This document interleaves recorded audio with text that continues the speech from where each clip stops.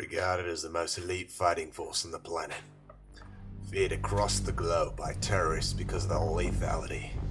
Being able to strike anywhere in the world in the matter of days. The most legendary of men fighting for our freedom. They are the United States Navy SEALs. SEALs are the United States Special Operation Command's go-to among Navy, Army, and Air Force Special Operations Forces. They are used to conduct small unit maritime military operations which originate from and return to a body of water. This capability is most important because of the half of the world's infrastructure and population lives within a mile of an ocean or river. SEALs can negotiate shallow water areas such as the Persian Gulf coastline where large ships and submarines would have difficulty. The Navy SEALs are trained to operate in all environments, sea, air, and land, for which they are named. SEALs are also prepared to operate in climates extremes of scorching desert, freezing Arctic, and the human jungle.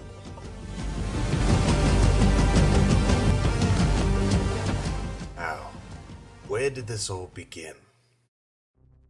In 1940, the world had just fallen into the chaos that was the Second World War. Many special units were hastily created for missions that were crucial in the Allied victory. They are as follows. Army Scouts and Navy Raiders. Naval Combat Demolition Units. Office of Strategic Services Operational Swimmers. Navy Underwater Demolition Teams. And Motor Torpedo Boat Squadrons. Some of the earliest predecessors of the SEALs were the operational swimmers of the Office of Strategic Services, or the OSS. British Combined Operations veteran LCDR Woolley of the Royal Navy was placed in charge of the OSS Maritime Unit in June 1943. Their training started in November 1943 in Camp Pendleton, and they moved to the Catalina Island in January of 1944, and finally moved to the warmer waters of the Bahamas in March 1944. Within the United States military, they pioneered flexible swim fins and face masks, closed-circuit diving equipment, and the use of swimmer submersibles. They also pioneered the use of combat swimming and limpet mine attacks. In May of 1944, Colonel Wild Bill Donovan, the head of the OSS, divided the unit into groups. He loaned Group 1 over Lieutenant Coity to Admiral Nimitz as a way to introduce the OSS into the Pacific Theater. They became a part of the UDT-10 in July of 1944. 5 OSS men participated in the very first UDT submarine operation with the use of the USS Burfish in the Caroline Islands in August of 1944. To meet the need for a beach reconnaissance force, selected Army and Navy personnel assembled at amphibious training base Little Creek on the 15th of August of 1942 to begin amphibious scouts and raiders training.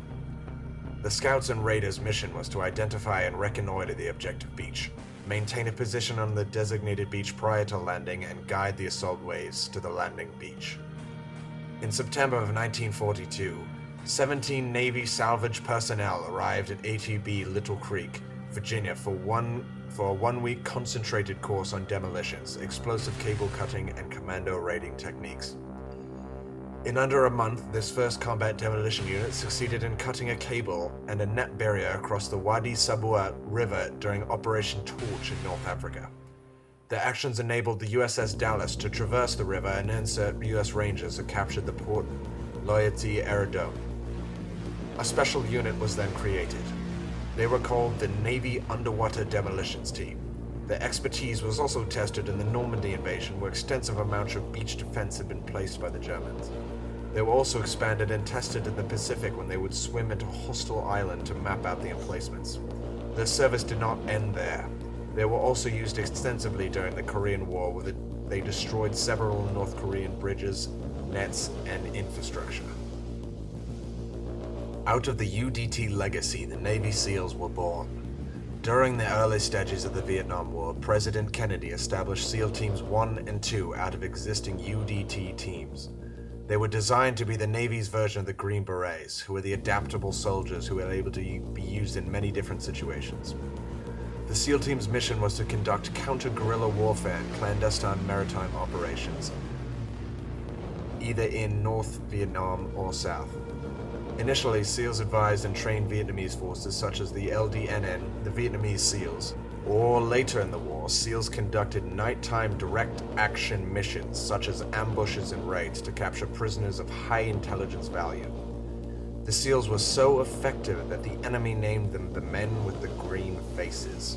At the war's height, 8 SEAL platoons were in Vietnam on continuing rotational basis. The last SEAL platoon departed Vietnam in 1971 and the last SEAL advisor in 1973. The SEAL team experienced this war like no others. Combat with the Viet Cong was very close and personal.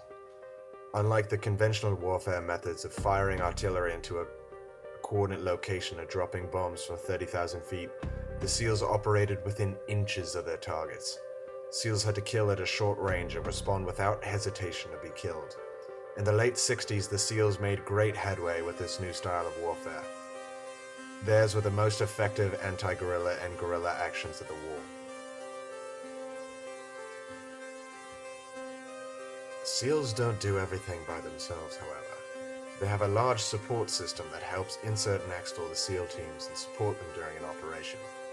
SEAL Delivery Systems, or SDVs, teams trace their historical roots to the World War II exploits of Italian and British combat swimmers and wet submersibles. Navy Special Warfare entered the submersible field in the 1960s when the Coastal Systems Center developed the Mark 7, a free-flooding SVD of a type used today, and the first SDV to be used in the fleet. The Mark 8 and 9 followed in the late 1970s. Today's Mark 8 Mod 1 and the Advanced SEAL Delivery System, ASDS, a dry submersible, provides naval special warfare with an unprecedented capability that combines the attributes of clandestine underwater mobility and the combat swimmer.